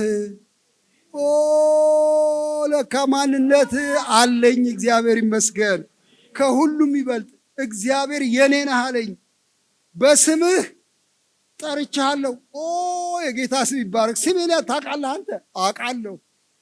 የኔ ነህ ማህተም በላዩ ላይ። ከዚህ በላይ ምን እፈልጋለሁ? ምን ማንነት አለኝ? ያንተ ነኝ። እግዚአብሔር ይመስገን። እኔ ማን ነኝ አልልም ከዚህ በኋላ። እኔ የማን ነኝ ነው የምለው። እኔ ማንነቴ አይደለም ወሳኙ፣ የማንነቴ ነው ወሳኙ። የሱ ነኝ። እንግዲያው አንተ የኔ ነህ፣ በአይኔ ፊት የከበርክ ነህ አይደል የሚለው። ክብር አይደለም የምፈልገው አሁን በማንነት ውስጥ እንደው ክብር ነው የምፈልገው። ማንነት እኔ ውስጥ ነው ያለው። በአይኔ ፊት የከበርክ የተመሰገንክ ነህ ይላል። እግዚአብሔር ይባረክ። እንግዲያው ይሄ ማንነት ፍለጋ እንዳያስጨንቀን አደራ ልላችሁ እፈልጋለሁ ወንድሞቼ፣ እናቶች። ከዚህ የተነሳ ወደ አልባሌ ነገር ሁሉ ይገባሉ ሰዎች። አልባሌ ነገር ውስጥ፣ የማያስፈልግ ነገር ውስጥ፣ የባዕድ አምልኮ ውስጥ ሁሉ ይገባሉ። በጣም የሚያሳዝን ነው። የኔ ዘመዶች እንደሱ ይገባሉ። አሁን የማያስፈልግ በባህል ስም እዚያ ውስጥ ይገባሉ እና እሳቀቃለሁ በጣም።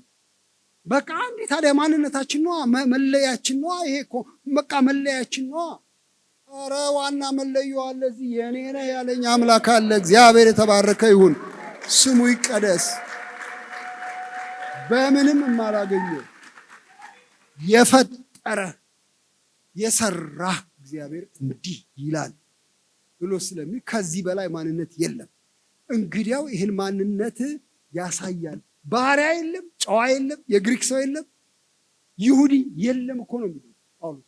እስኩቴስ የሚባል የምን ዘር ሁሉንም በዚህ በሚታደሰው ሰው አይን ያየዋል። አዲስ ሰው ሰራ ጌታ። እግዚአብሔር ይባረክ። እና ይሄን የለውጥ እምብርት የአእምሮ መታደስን እሱን ሲያነሳ ታያላችሁ። እሺ አሁን ትንሽ ነገር ልቀጥል እፈልጋለሁኝ፣ ትታገሱኛላችሁ። እንግዲህ ይሄ የአስተሳሰብ ተሃድሶ ከሆነ በኋላ አሁን ከዚህ በኋላ ምን አይነት ሀሳብ እናስብ እንግዲህ ያው የሚል ነው። ቅድም የምድሩን ግደሉ ብሏል። እሺ እሱ ከተገደለ በኋላ ሌላ ምን ይተካል በሱ ቦታ ሲባል በጣም ጥሩ ነገር ይናገራል። እሱን ላንብብላችሁ ከቁጥር 12 ጀምሮ። እንግዲህ እንደ እግዚአብሔር ምርጦች፣ የጌታ ስም ይባረክ። ምርጦች በሉ እስቲ። እሺ ቅዱሳን ሆናችሁ ቅዱሳን በሉ እስቲ። እሺ የተወደዳችሁ ሆናችሁ የተወደድን በሉ። ሶስት ነገር ይናገራል። እግዚአብሔር የመረጣችሁ ምርጦች፣ እግዚአብሔር የቀደሳችሁ ቅዱሳን፣ እግዚአብሔር የወደዳችሁ ውዶች። ምርጦች፣ ውዶች፣ ቅዱሳን ተብለናል። እግዚአብሔር የተባረከ ይሁን። እግዚአብሔር ይሄንን አደረገ፣ ማዕረጋችንን ከፍ አረገው። እንግዲህ እንደ እግዚአብሔር ምርጦች ቅዱሳን ሆናችሁ የተወደዳችሁም ሆናችሁ ከዚያ የምትከተሉትን ስሙ። አሁን ምሕረትን፣ ቅድም መዳራትን፣ ክፉ ምኞትን፣ ጣዖት ማምለክን፣ ዝሙትን ስንል አልነበር? እሱን ግደሉ ሲል አልነበር? አሁን ተከተሉ የሚለው ምሕረትን፣ ርኅራሄን፣ ቸርነትን፣ ትህትናን፣ የዋህነትን፣ ትዕግስትን ልበሱ። አለ ለካ በባዶ አልተወኝም፣ ያንን ስገድል የሰጠኝ ነገር አለ፣ እነዚህ ልበሱ። እግዚአብሔር ይባረክ። እኔ ልበሱ የሚለውን ዘይቤ በልብስ ነው እዚህ የመጣው። አንዳንድ ጊዜ እኔ በመድኃኒት እመስለዋለሁ፣ በክኒን እንክብሎች። እነዚህን እንክብሎች ዋጡ። በሰላም መኖር ከፈለጋችሁ እነዚህን እንክብሎች ዋጡ። ምን አይነት እንክብሎች? ምን አይነት ክኒኖች? ምሕረት የሚባል ክኒን፣ ርኅራኄ የሚባል ክኒን፣ ቸርነት የሚባል ክኒን ዋጡ። ትህትና የሚባል ክኒን፣ የዋህነት የሚባል ክኒን፣ ትዕግስት የሚባል ዋጡ። እኔ ክኒን እውጣለሁ አንዳንድ ቀን። በቀደም እንዳልኳችሁ የስኳር ህመም እሱ ብዙ ክኒን ያስውጣል መሰለኝ።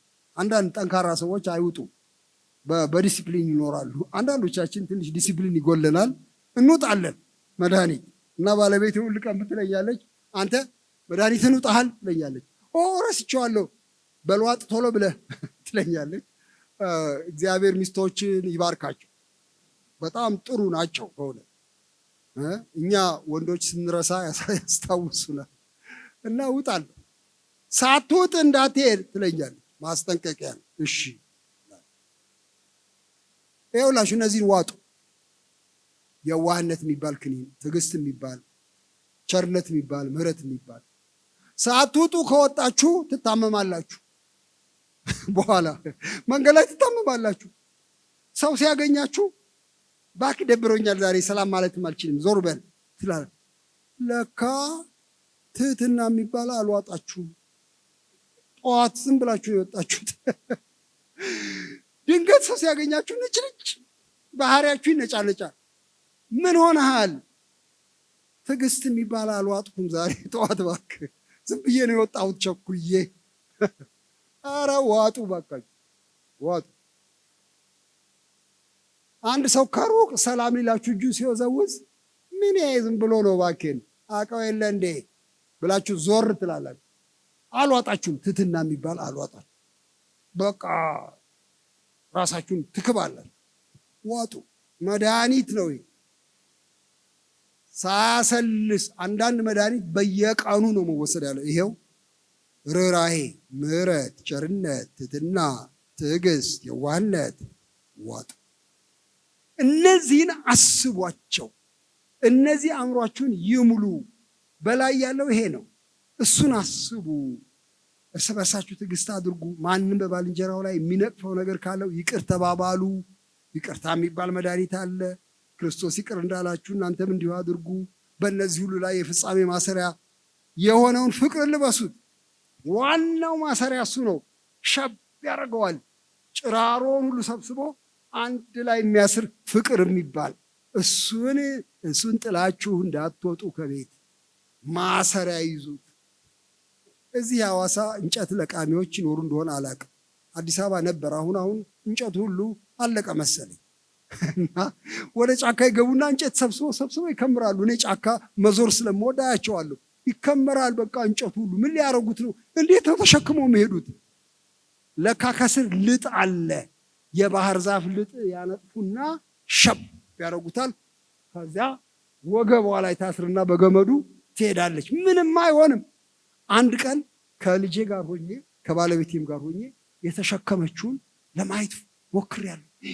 በጣም ትልቅ ሸክም ነው የተሸከመችው እና ድልድይ ላይ አወረደችውና ስንት ኪሎ ይሆናል ተባባለ። 50 አንዳንድ ጊዜ 7 ኪሎ ነው የምትሸከመው? አዎ። እንጨቱ ደረቅ እንጨት እንዴት ነው ከወገቧ የማይወርደው? በደንብ ታስሯል። ጥፍር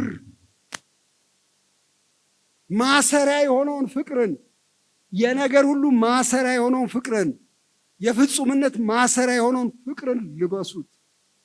በሱ ያዙ። እሱ የማይሸከመው ነገር የለም። እግዚአብሔር የተባረከ ይሁን።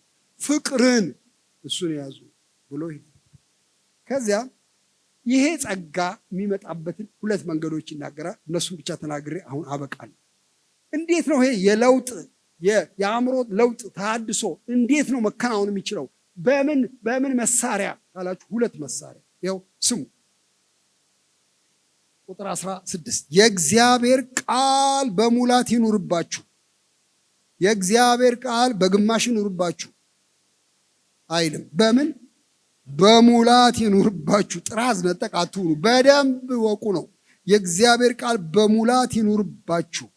በጥበብ ሁሉ እርስ በርሳችሁ አስተምሩና ገስጹ።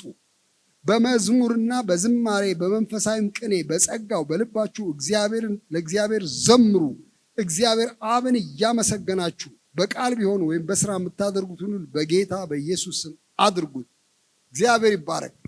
እንዲያውም 3 መሳሪያ ነው የሰጠው። አንዱ መሳሪያ የእግዚአብሔር ቃል ነው። ለለውጥ የሚያሰናዳን ዋና መሳሪያ ነው። እሱ በሙላት ይኑርባችሁ። ወንድሞቼ እዚህ ስለምትመጡ በጣም ነው የማከብራችሁ። እግዚአብሔር ይባርካችሁ። ይሄው 3ኛ ቀናችን ነው ዛሬ። ሳታቋርጡ ትመጣላችሁ። ይሄ ቃል በሙላት ይኑርባችሁ ይላል። ብዙ ክርስቲያን በሙላት የለበትም። ጥራዝ ነጠቅ ታውቃለህ። ጌታ አዎ ምን ነበር ያለው? ምን ነበር ጠፋኛው፣ ግን አውቀዋለሁ፣ ብቻ አውቀዋለሁ። ስለዚህ ጉዳይ የጌታ ቃል ምን ይላል? እኔ እንጃ። ተጽፏል እንደ መጽሐፍ ቅዱስ ላይ? እኔ እንጃ፣ የተጻፈ አይመስለኝም። ስለዚህ ምን ታስባለህ? አንድ ጥቅስ ነበረ፣ ግን እኔ እንጃ አላስታውሰውም በእውነት።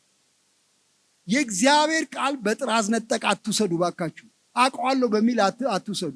20 ዓመትም ኖራችሁ ሊሆን ይችላል፣ ግን እወቁት፣ በደንብ በሙላት ይኑርባችሁ ነው። ደግሞ ውስጣችሁ ይኑር የእግዚአብሔር ቃል። እሱ ነው ለለውጥ የሚያሰናዳችሁ። 2ኛ በመዝሙር በዝማሬ በአምልኮ በቅኔ እግዚአብሔር የተባረከ። በጣም ደስ አለኝ ይህን ስሰማ። ለካ ተሰብስበን የምንዘምረው እዚህ ለከንቱ አይደለም። ትምህርት እስኪደርስ ድረስ መጠበቂያ ናችሁ እንዴ እናንተ? ማዋዣ ናችሁ እናንተ? እንደ አፒታይዘር ናችሁ እንዴ እናንተ? ኧረ አይደለም። ጸጋ መቀበያ ነው። በመዝሙር በዝማሬ በመንፈሳዊ ቅኔ እርስ በርሳችሁ ተነጋገሩ። እግዚአብሔር ይመስገን። ኤፌሶን ላይ እንደዚህ ተነጋገሩ። ለጌታ በልባችሁ ተቀኙና ዘምሩ። ቅዱስ አምልኮ ይሰራናል፣ ይቀርጸናል።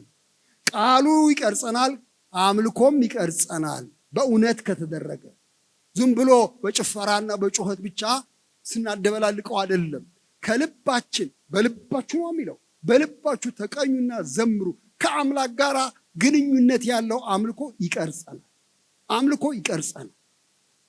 ተሰብስበንም እንዘምረው ልማድ ስለሆነብን አይደለም ወንድሞቼ። አንዳንዶች ያሙናል። ውጭ በቃ መጮህ ነው ስራቸው። ተሰብስበው ይጮሃሉ። ያው ታምቡር አላቸው፣ ይደበድባሉ፣ አገሩን ይበጠብጡታል። እሺ ከመበጥበጥ ያድነን ጌታ። ግን ከልባችን ለእግዚአብሔር ግን ቅዱስ አምልኮ ለመስጠት እግዚአብሔር ይርዳል። የሚበጠብጠው ዝም ብሎ ጩኸት ብቻ ሲሆን ነው። ከልብ ግን ሲፈልቅ ወደ አምላክም ይደርሳል፣ ለሰውም ይናገራል።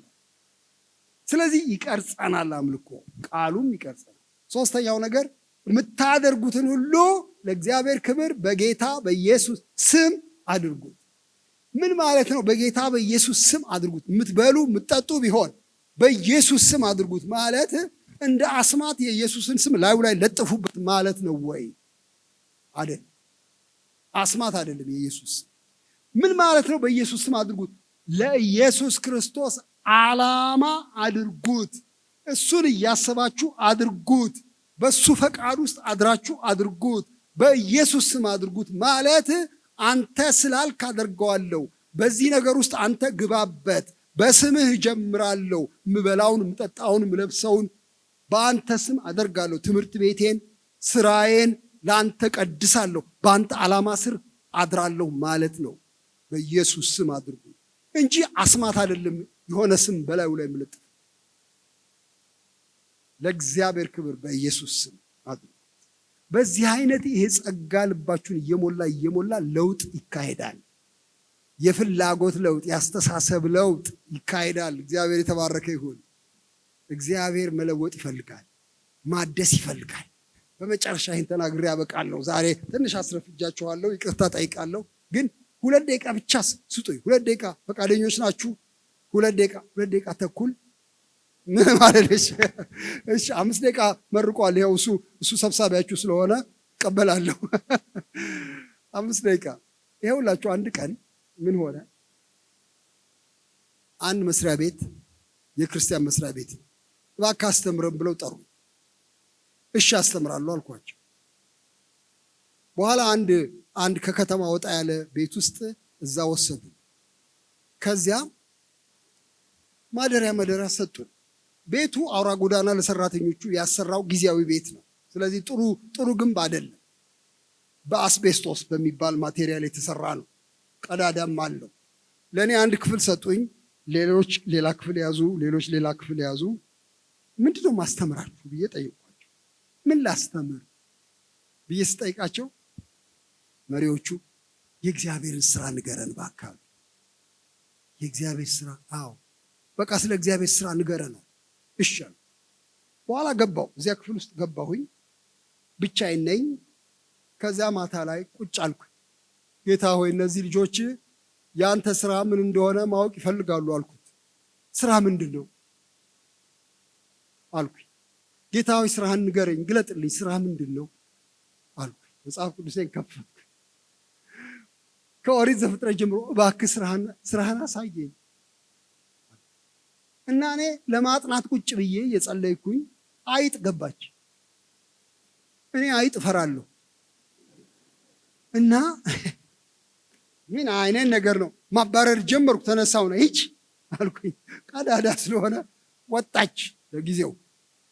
ጌታ ሆይ ስራህን እባክህ ግለጥልኝ፣ ስራ ምንድን ነው እላለሁ። ተመልሳ ትመጣለች። እሷን አባርራለሁ። ምን አይነት ነገር ነው? እሺ ጌታ ሆይ ስራህ ምንድን ነው እባክህ በቃል ውስጥ ግለጥልኝ። እስከ ሌሊቱ 9 ሰዓት ድረስ አነቃችኝ አይጧ። ተልካልኝ ነው፣ ተልካብኝ አይደለም።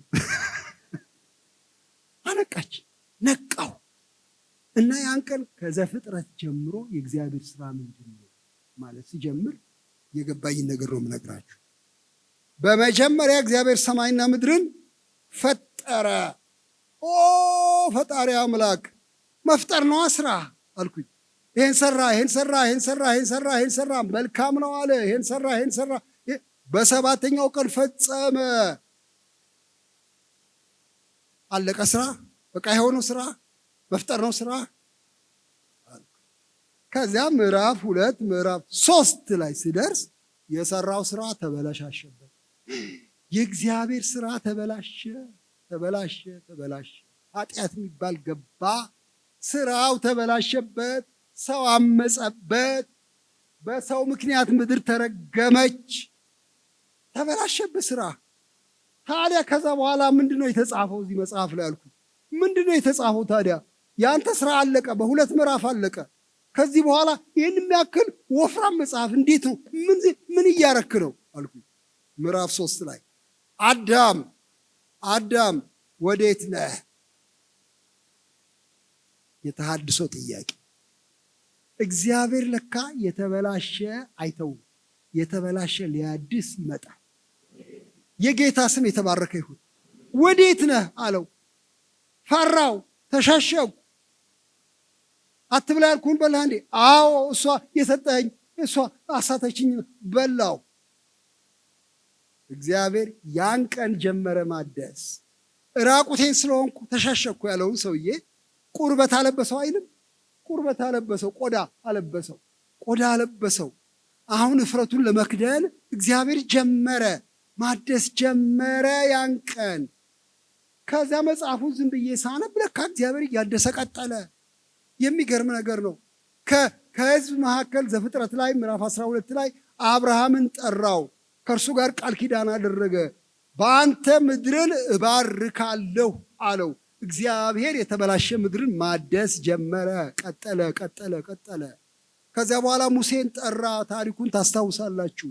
ሕዝበ እስራኤልን ቀስ እያለ አዳናቸው፣ አወጣቸው። በጣም አስገራሚ ስራ እግዚአብሔር ሰራ። ይቅርታ አንዳንዶቻችሁ እንደኔ ስልካችሁን አላጠፋችሁ መሰለኝ። እሺ እግዚአብሔር ማደስ ጀመረ። በጣም አስገራሚ የሆነ እድሳት መስራት ጀመረ። በጣም አስገራሚ ነገር ነው። በሙሴ በኩል ሕግ ሰጣቸው፣ የመስዋዕት ስርዓት ሰጣቸው። የእድሳት መንገድ ነው፣ መታረቂያ መንገድ አበጀላቸው። በኋላ እየቀጠልኩ ስመለከት በነቢያት በኩል እግዚአብሔር የታድሶ መልእክት ነው ያለው። በቃ እሱን ነው። እኔ የተበላሸ መስራት አልችልም እንዴ? ወደ ሸክላ ሰሪ ሂድ። ተበላሸ በእጁ መልሶ ሊሰራው። እኔ በእናንተ ዘንድ መስራት አይቻለኝምን? የሞተ ማስነሳት አልችልም እንዴ? እኔ በሕዝቅኤል በኩል የሞቱ አጥንቶች፣ የደረቁ አጥንቶች አሳየው። ሂድና ትንቢት ተናገርባቸው፣ እንደገና ነፍስ ዘራባቸዋል። ኦ እግዚአብሔር እያደሰ ነው፣ እያደሰ ነው፣ እያደሰ ነው። ወደ ወንጌል ስመጣ ዋናውን አዳሽ ላከው፣ ኢየሱስ ክርስቶስ። ከኃጢአታችሁ እንድትመለሱ ብሎ እሱን ላከው፣ አደሰ። እግዚአብሔር ይመስገን። እንዲያውም እሱ ራሱ ይሄ በደሜ የሚሆን አዲስ ኪዳን ነው አለ።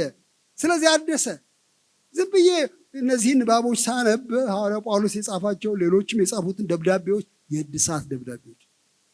ዮሐንስ ራእይ ጋር ሲሄድ እነሆ አዲስ ሰማይና አዲስ ምድር ፈጥራለሁ፣ እግዚአብሔር ይባረክ። በኋላ ዘጋው መጽሐፍ ቅዱስ። ጌታ ሆይ አሁን ዛሬ አዲስ ስም አገኘሁ አልኩኝ። ለካ ፈጣሪ ብቻ አይደለም አዳሽ አምላክ ነህ፣ እግዚአብሔር አዳሽ አልኩኝ። እግዚአብሔር ይመስገን። እግዚአብሔር ፈጣሪ በል ውስጥ እግዚአብሔር አዳሽ። እንግዲያው እድሳት የምንፈልግኛ ብቻ አይደለም፣ የእሱ ስራ ነው ማደስ። እግዚአብሔር ራሱ ይፈልጋል ማደስ፣ ማስተካከል ይፈልጋል። ወንድሞቼ እና እህቶቼ ተስፋ እንዳንቆርጥ የሚያደርገን እግዚአብሔር ራሱ አዳሽ አምላክ ነው። ከዚህ የተነሳ እኔ ጌታ ሆይ አድሰኝ፣ ቤተ ክርስቲያንን አድሳት፣ የልቤን ምኞትና ፈቃድ አድስ፣ እንዳንተ አድርግልኝ ስለው ሰምቶ የሚመልስ አምላክ እግዚአብሔር አዳሽ አምላክ ነው። እንጸልይና እንጨርሳለን።